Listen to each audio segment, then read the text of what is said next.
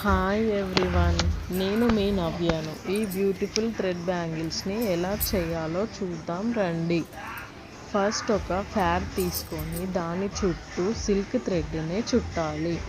అలా 30 వరుసలు తీసుకొని తర్వాత గాజుని తీసుకొని గాజుకి ఫెవికల్ పెట్టి థ్రెడ్ని చుట్టాలి.